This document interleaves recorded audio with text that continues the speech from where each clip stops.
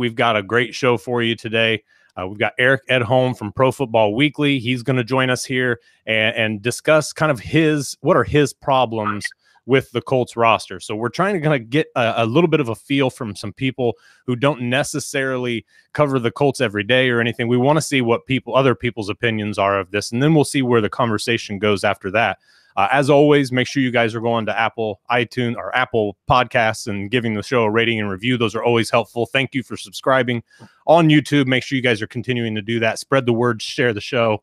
Always appreciate you guys being involved in everything we do here at Stampede Blue. So now I will welcome our guest on the show, Eric Edholm. Thank you for joining us today, my man. Yeah, thanks for having me. I appreciate it. It's an interesting time of year. Everybody's kind of itching for things to get started, but still wanting to get a little time with the personal life before football consumes our worlds. But yeah, it's a great time, man. Yes, absolutely. I was just complaining about how this offseason has been so slow and so boring almost. It's every offseason, but then come about mid-August, mid-September, you're like, man, I have like no free time whatsoever at that point. Oh yeah. Boring is out the window at that point. We're stressed. It's hot outside. It's kind of uncomfortable, and yeah, we're praying for regular season football after whatever goes on in the preseason. Absolutely. So we've got you here today to kind of discuss what your three biggest problems are with the Colts roster. Now, a lot of people are going to say, everything rides on Andrew Luck, and of course, sure. Everybody agrees with that. But myself and I think a lot of people who are covering the Colts closely, at least Colts fans, are definitely kind of done with that. Just that qualifier almost. If Andrew Luck's healthy, it seems like it's really run its course with people around Indy. So we just want to kind of move off of that. We get it. If the Colts are going to succeed, Andrew Luck has to be amazing and on point, because this roster is not up to a guaranteed type of playoff caliber team. There's no question about that. We understand that, but Andrew Luck does make up for a lot of bad play for both the defense and the offense, honestly, in a lot of ways that he can keep the team on the field and everything else. So we're good on that. But let's talk about a couple other positions. Eric, what is your biggest problem with the Colts roster? Well, first, I have to say I'm shocked that Colts fans, are sick of a story that's been dragging on for like 2 years now. I'm stunned to hear this news, right? I would have thought they'd be embracing this thing. Yeah, right. Obviously that's the qualifier. Let's put Luck in, the quarterback position in a separate category. And assuming he's full health, let's say whatever it takes to get him from July 25th or whenever camp starts up till, the second week of September. If he's on course to play week 1 against the Bengals, great. He's got to get help, obviously, from the offensive line, but I think just as much from the receivers, and you and I were kind of talking through chat a little bit.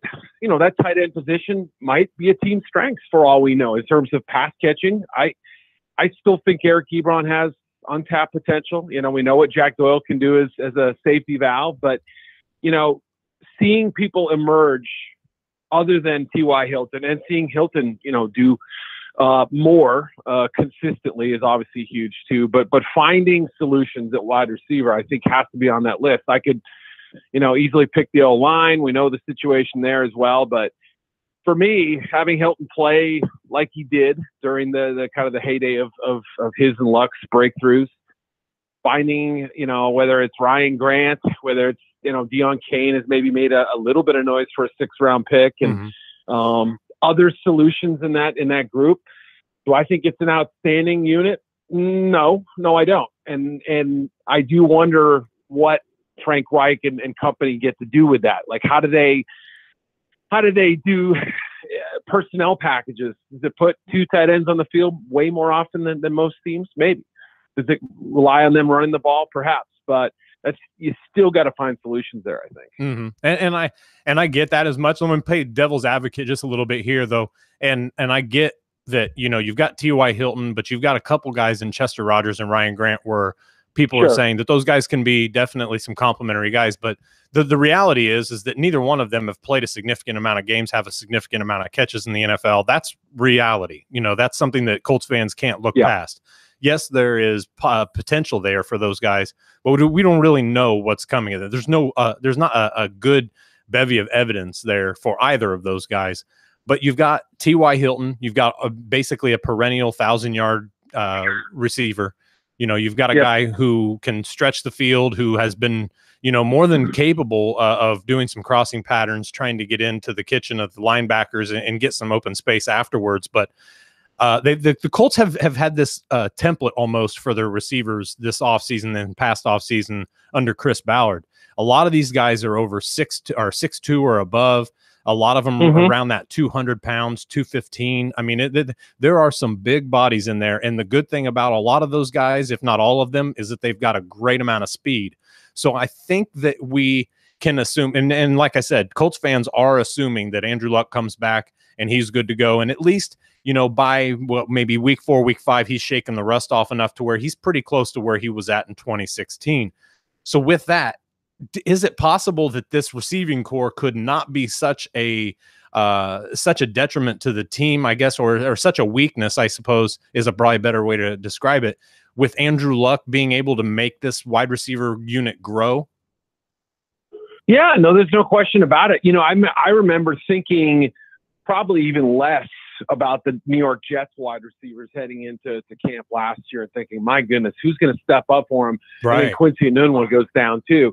So they're not perfectly comparable, but it's the same idea of, even though they're different players, Enunwa was the Hilton of the unit in the sense that, okay, you know what you have, you feel good about that. After that, a lot of questions, a lot of talent, a lot of upside, a lot of potential, a lot of interesting players. I thought Ishmael, the kid from Syracuse, was draftable. Yeah. The number of balls he caught as a possession receiver. So they have some, and that's where I think Chris Ballard has always done his best dirty work is, going back to his previous jobs as well in Chicago and Kansas City, finding some of those later round gems, finding guys who are going to make the roster and stick. They may not be special players, but they're going to be useful. So that's how I think they can kind of maximize. If you look at the Jets last year, I mean, they got Jermaine Kearse, and they had a couple other guys step up. Was it Robbie Anderson? Yeah. I mean, look, and there are a few players there that are like, okay, you can see them being NFL players for the next 5 years. So, yeah, that's kind of what I envision. I don't say best case scenario, but a very happy ending for the Colts if it works out that way. Yeah, absolutely. And I think that a lot of us are hopeful with how Philly ran their offense last year. And kind of tried to do it in 2016 as well. It just wasn't as successful. The ability for getting the running backs to be playmakers out in space and in the receiving game, and then having that extra tight end who can actually allow Doyle to fall back into a little more of a traditional tight end role, be a very, very good hands catcher out of the backfield, but be able to block in line as well, and let Ebron kind of show the dynamic that he has and that he brings to the offense. I think that with those pieces, there's a lot of hope in Indianapolis that offense can kind of supplement each other, each position in ways that it won't make one of them feel like a real weakness. Yeah, absolutely, and I would probably throw Nyheim Hines into that discussion as well, as far as the guy who, seemed to be kind of they moved him around a little bit. You can call him a slot receiver if you want. He's going to line up in multiple positions, that sort of thing. So, it's not as if you have to have this wide receiver unit that sets the world on fire. When you talk to personnel people, sometimes there are some teams that place a pretty low positional value on that spot. I mean, I don't remember the last time the New England Patriots used a high pick on a wide receiver. When they did, they didn't really fare well. They found guys later. They found system fits, things like that. Philly may have gone out and got Alshon Jeffrey. They may have, used a couple of higher picks on some players, but it was more about development for them, getting some of their players who struggled in 16 to play well in 17. Nelson Aguilar is a good example, that sort of thing. You could see, for them this year, you could see the kid from North Carolina take a step up. I'm blanking on his name, the Matt Collins. So same kind of take. I think a lot of this, maybe you have to speed up the development a little bit. But what they did in Philly was, 1 year to the next, you could see a big difference in a certain player. So yeah, if that carries over to Indy, that's a great thing for them. Yeah, Hollins is kind of a big guy too. I didn't realize he was 6'4". Yeah, but he's big and he's got some good wheels too. I was kind of impressed with him. Yeah, and he also is a very interesting guy. I wrote about him at the Super Bowl. He's got pet snakes. He is a very he can solve a Rubik's Cube in like 2 minutes, or whatever. I don't know what a really fast time is, but he's one of those really sort of nerdy, introspective guys. And you're right, he just happens to be 6'4", 220, and can run a sub 4.5 40. So that's not a bad place to be in life. Yeah, no, not at all. I've seen too many snakes on Twitter and everything else lately. I don't want to hear about snakes. Man, those things freaking creep me out bad. But yeah, and then kind of as I'm looking back at the offense of Philly last year and the year before and all that, I mean, you see, Darren Sproles and kind of his usage in there, thinking of Nyheim Hines, and then looking at a guy like Kenyon Barner, even who was used a little bit. So I mean, there's definitely a kind of all-inclusive attitude, it looks like, to what Frank Reich could be bringing in with his offense. If you can make a play and you've got some skills and you've got some speed and you can run routes, you're going to get into this offense and you better make something happen. One of my biggest concerns with some of the receivers being younger so much is that it doesn't, when you look back on all of Frank Reich's offenses, you look at what they did after the catch. And a lot of those guys really hovered around the 10, 11 yards per catch ratio there. And there was very few. I think Malcolm Floyd was one who was like astronomical compared to everybody else, like 18 something yards a catch back in the San Diego days. So that's something that is that. Do you think that, and I'm totally asking here because I don't know the answer to this. Do you think that that could be more of a product of the offense itself or just a lack of true playmakers? Because even Keenan Allen was one of those guys who was constantly just right around the 10, 11, 12, nothing explosive really in 16, 17 range, nothing like that. Yeah, that's a great question. And I hadn't realized that specifically, but, it's something I'd probably have to do a little bit more homework on. But, I can remember the first day of the first day of full team media access at the Super Bowl this year.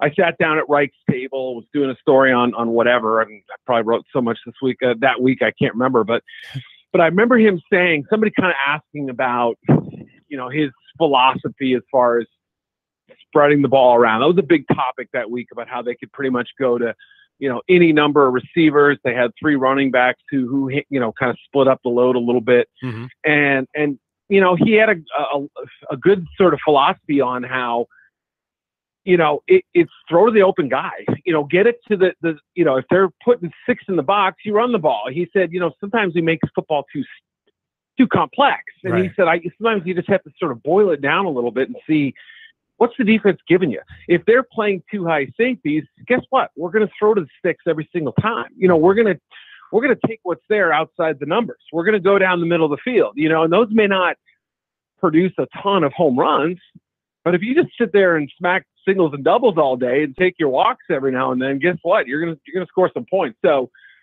I assume that philosophy is going to carry over in a lot of ways. I don't know. Again, it's not that T.Y. Hilton's not going to run a 9 route this year. It's more that if he can draw that safety away, and on the other side of the field, Chester Rogers running a comeback, give him the ball. Let's let's go to where the defense is not at, and that's going to be a big part of it, I think. Yeah, and I think that a lot of Colts fans are kind of anxious to see who is that guy. Kind of like you mentioned about Miles, or now I lost his name already. Hollins.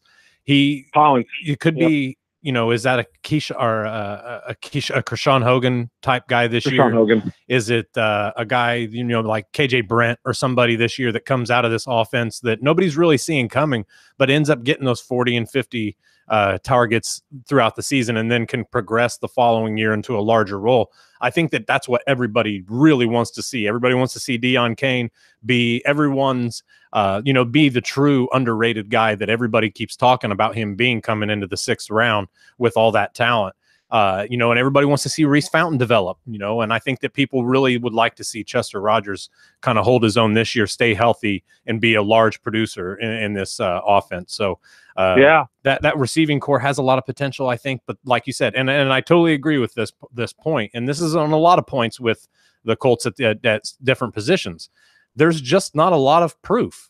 everything is on speculation right now with a lot of the Colts positions because there's not a lot of proof and not a lot of experience at any of these. So that's ultimately what we're doing is guessing a lot of what we're going to see, with rookies, second-year guys. And that's why, not to cut you off. Yeah, I 100% agree with you. I'm just now starting to kind of do my big picture. What do I think teams are going to do this year? 3 or 4 of my season record predictions are going to be horrifically bad. 3 or 4 on the other end are going to be the same way, either too low or too high. Everyone I've seen put one of these things out has the Colts winning 4, 5, or 6 games. Okay, and I'm trying not to let anyone else's predictions influence me, but I've seen them here and there. Mm-hmm. To me, I think the only reason people are picking them so low is because they don't know about the quarterback. And, by the way, they have a lot of questions about all these guys. Now, Is it going to take the stars kind of aligning a little bit? Maybe. But I really think that this could be a sneaky good division this year, where all 4 teams are plucky, pretty good. And if the Colts kind of maximize, I'm not on here to blow sunshine up your butt. I'm just saying I'm not as bearish on them as other people. I think there's going to be some good football played at times this year in Indy. And like I said,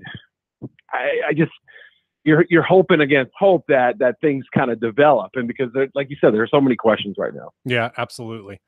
So, we got done with the receivers. Now we'll get to another one here in just a second, but folks, as you know, the Colts Cast is always sponsored by Mike Ernest and his Indie Pros team. If you're looking for a house or you're looking to sell your house in the Indianapolis area and anywhere, put the #1 real estate team in Indiana on your side by calling Mike Ernest at 317-285-9691. Find him online also at circlecityforsale.com. Again, that's 317-285-9691 or circlecityforsale.com. Let Mike Ernest and his team get you your dream house, because this guy is doing work in Indianapolis. So make sure you guys are looking him up. Eric, let's talk about another position here. What's the next position that most kind of has you concerned for the Colts going into the 2018 season? Yeah, I believe I picked with you the cornerback position and also the linebackers. Those are 2 spots that, again, I understand the offensive line questions. I think that group will work itself out. I think there's actually pretty good talent there. So I would look at linebacker and kind of figure out, okay, they're switching schemes. We've got kind of new faces, a couple of old faces that we don't know that much about, to be totally honest. Right. That's, I guess if we start there, that's a position where I'll be honest, like when I look at Darius Leonard in college, I liked him less the more I watched him. And he's a fun player, but I also thought the size worries me. What's his exact position? How's he going to fit? I understand the Colts really like him. How good is he right away? That's a question I've got. Mm-hmm. How does John Simon make that transition? I know there's been talk about him maybe not being a great fit. Who am I forgetting? I mean, Anthony Walker, what do we know about him enough to say, he can be a starter or something like that? So, the other guys, Najee Good, who am I forgetting here? There's plenty of them, but you're right about all of them. This linebacking group is one of the most concerning areas on the team, if not the most concerning for myself and a lot of Colts fans, quite honestly. There's no argument from me on this one at all. I mean, you've got guys that are making kind of noise, I suppose you could say, through the offseason program. Guys like, Zaire Franklin, Matthew Adams is a rookie, obviously. Tyrell Adams has gotten some work with the ones. Obviously, we know that this is a lot of, OTAs and mini camp stuff. But the Colts in the past, anyways, and I know we got a new regime in house and all that, but in the past, you could always kind of get a couple nuggets out of mini camp. A couple little things here and there, and you could see who are they putting in there. They at least like this guy. If they're putting him in with the ones, they at least like him and see something they want to, you can pretty much guess that guy is going to get some at least second round reps early in training camp once it pops up. So there's been some guys like that. But as a whole, I mean, you've got Jeremiah George, who I think is a solid player. Don't know where he's going to fit in. Antonio Morrison, this is absolutely his last shot, in my opinion, with the Indianapolis Colts to win that Sam linebacker spot, because he's not a guy they can afford to have on the field in passing situations. And he was just not great against the run last year. He's going to have to be that guy that is just watch out for him because he'll take your head off. That's really what he has going for him right now, as far as I'm concerned. But like Terrell Adams, like you said, you mentioned Anthony Walker. That's another guy. People basically, Sky Moore has been a guy who's gotten some consistency through here. They like him in a coverage situation with all the interceptions he had in college. He's a guy that they're looking to drop back and use in that Mike position a little bit, but they've also used, like you said, Najee Good, who's got a little bit of experience there. Wouldn't hurt to start the season out with a guy like that, regardless if he's borderline first team. Wouldn't hurt to start week 1 with a guy who knows what's going on for sure and has for a little while. Yep. But this is impossible for me to argue with. Like, I legitimately want us to disagree on at least something here, because I think that a lot of people out in the ether are just, like you said, 4 or 5 wins for the Colts and their roster sucks and all this. But this is a serious, I don't want to say that it's a problem area because we don't know that yet. We could have 2 or 3 of these first and second year guys come in and just really fall in at home. But another guy like Darius Leonard, like you added, it was kind of funny because the one thing I do disagree on is the more I watched him, the more I liked him. Whereas I just kind of shut the tape off on him early. I was like, this guy does nothing for me. But the more I watched him, the more I had a couple guys get in my ear, like, watch him in this situation, watch him on this game. I'm like, all right. So I watched some more and started to like him a little more. The more I watched him, I liked him a little bit more. By the time the Colts actually drafted him, I was kind of on board with it. But at the same time, he's coming in here with a whole new scheme. He's missed a lot of offseason work. That's what bothers me about him mostly. But otherwise, this linebacking group is a mystery. Yeah. And with Moore, I mean, it's so funny how time can change things so quickly. I mean, before his back injury, he was one of the more intriguing little prospects out there in college football because he had that kind of safety build. And, what position was he? Who cares? He could play. Now, Leonard obviously has kind of become that guy almost where he's, I could have said 2 years ago I thought Sky Moore would be a high second-round pick, and now it's Leonard who's that guy. And so, yeah, I mean, maybe those are 2 blueprint fits for what Matt Eberflus wants. Maybe that's exactly the kind of like rangy little playmakers who can fit this system. And most of the time there's going to be 2 of them on the field. I mean, that's the reality of it. So it's not something that we have to sit there and pull our hair out about. But as you pointed out, Antonio Morrison could be your week 1 starter, or he could be cut in, September 1st. So I have a feeling, as we saw last year, cut down day, they cut a 4th rounder, they made trades, I have a feeling there's still going to be an element of that. And linebacker could be a spot where that gets added to very late in the process or during preseason or something like that. I agree. I think it's unnecessary. And let me ask you this.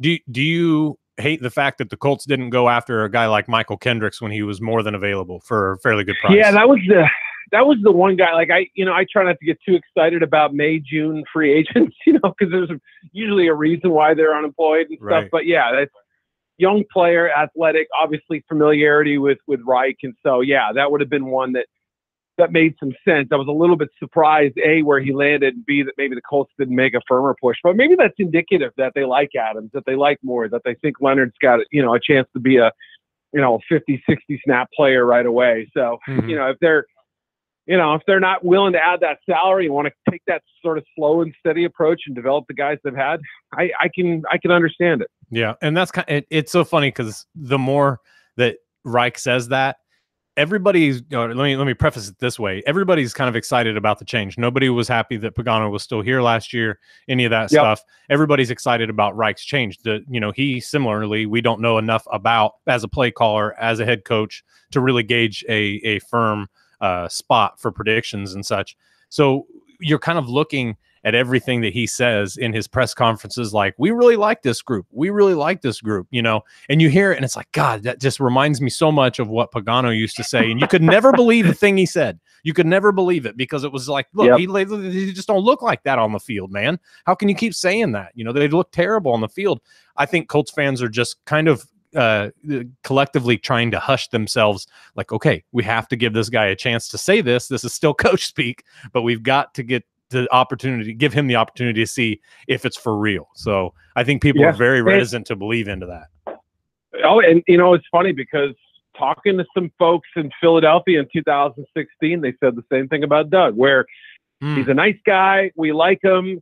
You know, the Chip Kelly thing had run its course after Andy Reid had run its course. And there was this fear that, oh my gosh, we hired a nice guy because of his connections to Andy Reid. Now, obviously that has nothing to do with Reich in Indy, but it almost sounds like the same thing. Like, oh boy, here we go. We don't, look, nothing against Matt Patricia, the tough guy, the kind of the old school type of coach or whatever, but this approach works. This can work.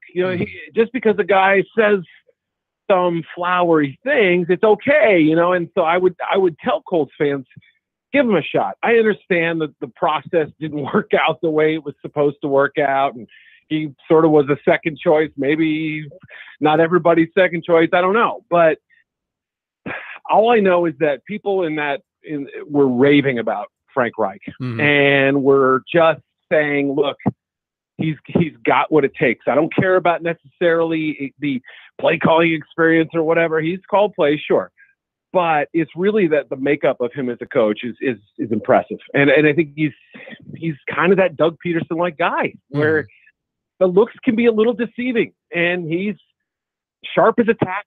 He's got the respect of his players. I think he will in Indy, and so it's just kind of I don't know. I'm not saying they're like gonna win the division. I'm saying this is a team that I'm going to be fascinated to follow, and I think Reich is going to be able to do some things there. Absolutely. And when you look at the Reich situation, you think, okay, so this guy's got his shot. And I think that a lot of people were excited that he was the one who ended up floating to the top, because a lot of people had him pegged as a possible first go-round candidate with McDaniels and all that because of his ties to Indy to begin with. You know what I mean? And that just kind of there was talk about it, but it never really floated to the surface. And then on the second go round, they landed him. And I think that Colts fans were kind of, oh, good. It's not somebody completely different than who we had at least initially thought was a possibility to begin with. So I think, there was so much buildup though, yes. whether it was McDaniels or the maybe Jim Harbaugh or whatever. There was there always is. Yeah. And I get it. I'm glad that Colts fans at least are sort of figuring out that, hey, this isn't just because it's a little bit of a different hire doesn't make it a bad one. So I hope that's the attitude, and that he gets a long enough leash from fans, and that he gets, his quarterback and everything to kind of work for him. Yep. Everybody had their favorite, not me. I just kind of hit it bed at night and got on my knees before I went to sleep and just prayed that it wasn't Gruden when they were going to just anybody but Gruden. I didn't care. Honestly, I didn't. Right. Just as long as it's not him, I want nothing to do with him. And it looks like, at least, just the way that he went through the draft and has been building this Raiders team, I'm pretty happy that that was my thoughts at least on it. And he may turn it around. Woof. Yeah, can you imagine that approach in Indy? Can you imagine had they basically undercut the Ballard hire and brought in Gruden and and gone full like veteran mode? It would have been such a strange thing. We can win now with Andrew and undoing what they do and everything like that. It would be so shocking to the system. So I think Colts fans would be in a totally different place than where the Raiders are at. Yep. It would have been about the same approach, only about 10 years less into history of the approach that Pagano has, with maybe better actual in-game coaching. And that's about it. Otherwise, no movement up or down the charts. The Colts, all right, another 4-win season. I'd be on board with that had he with you. So, Eric, we're going to take a quick 5-second break here real quick, and then we'll come back and talk about the cornerback spot.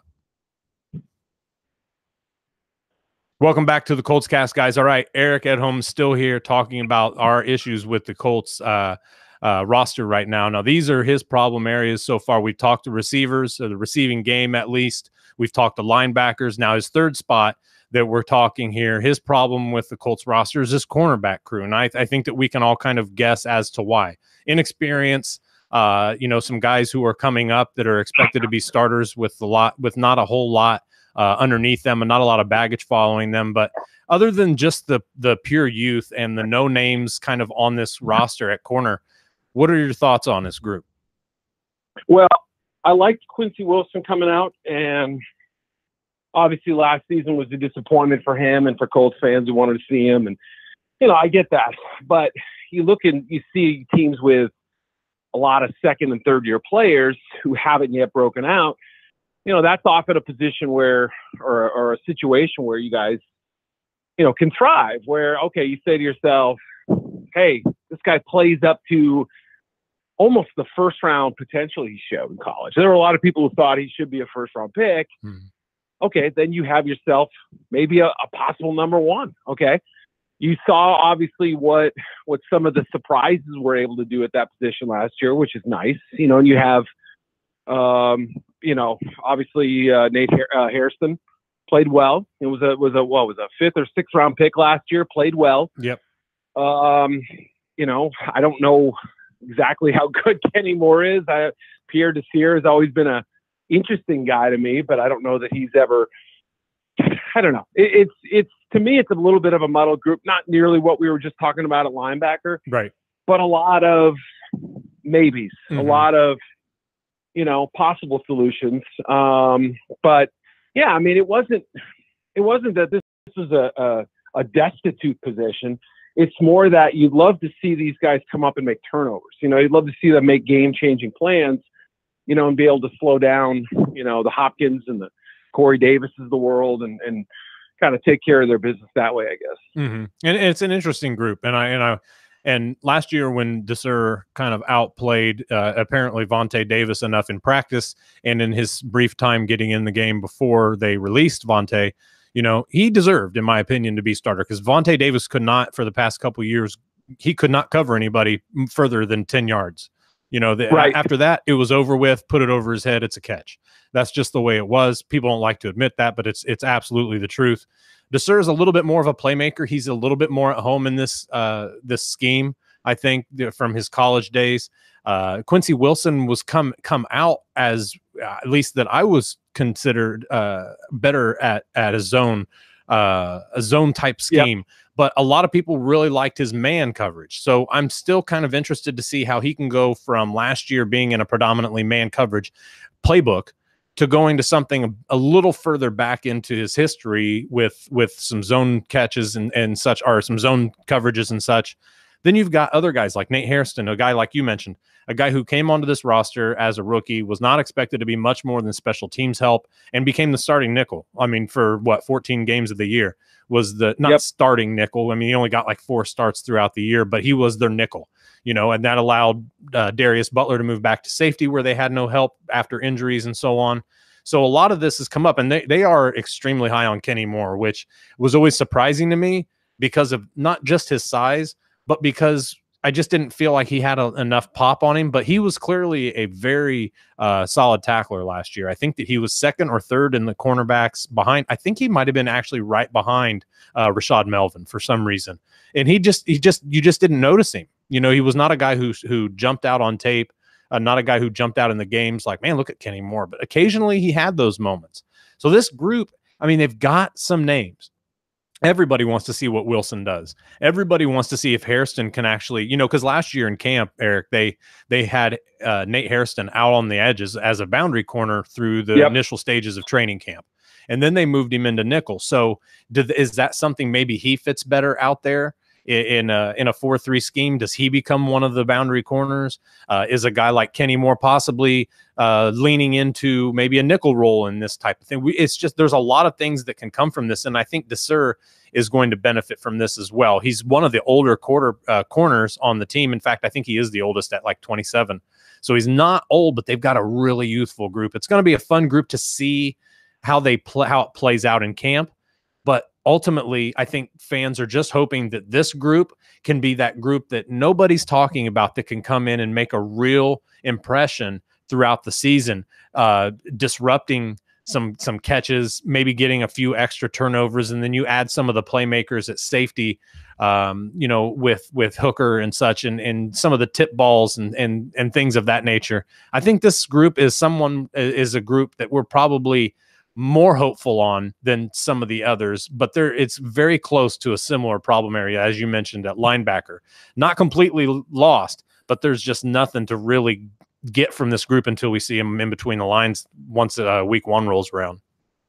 Yeah, right. I mean, obviously, and you know, not unlike linebacker, I think if I recall, people were kind of saying, hey, you know, why aren't you guys going after Brashad Breeland or somebody, or like that, you know, that veteran help guy, as like we were talking about with Kendricks at linebacker. Yeah. And again, their kind of inactivity almost, and people are kind of complaining about, oh, what are they doing and why aren't they signing guys?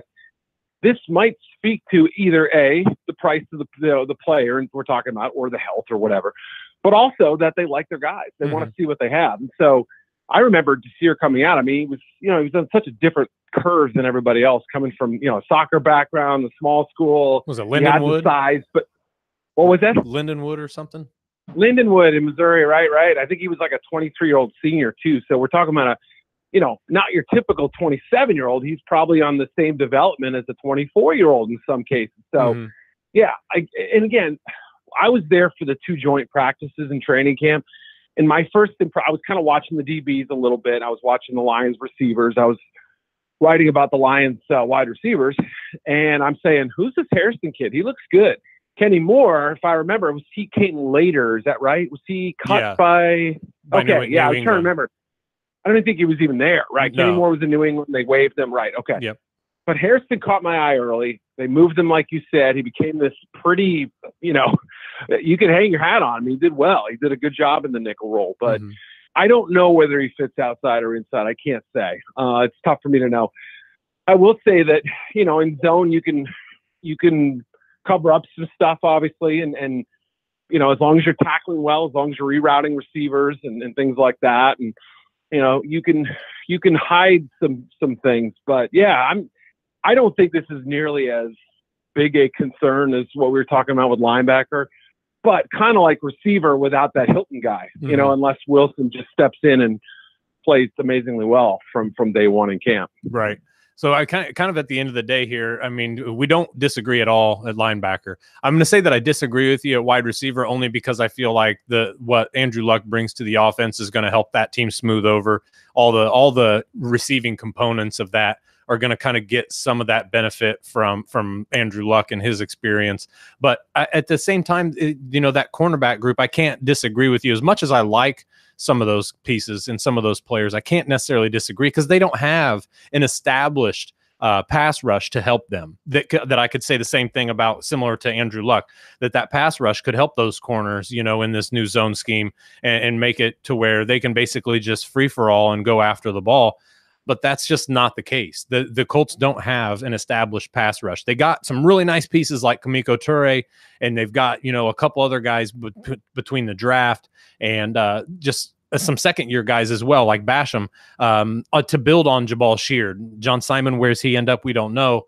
But that's just not – I wouldn't say they're established. They've got some quality guys that we're expecting to kind of blow up this year a little bit more and progress, but the secondary does not have the luxury of having an established pass rush or that kind of, like the guy you said you can hang your hat on as a pass rusher. At least get one guy who's constantly creating pressure, and that's just not what they've got right now. So a lot of anything on the defense right now, if you don't have that guy who can hold it down, whether it be that number one corner that's a lockdown guy. You don't have that Mike linebacker who can kind of make up for the rest of the linebackers in that scheme.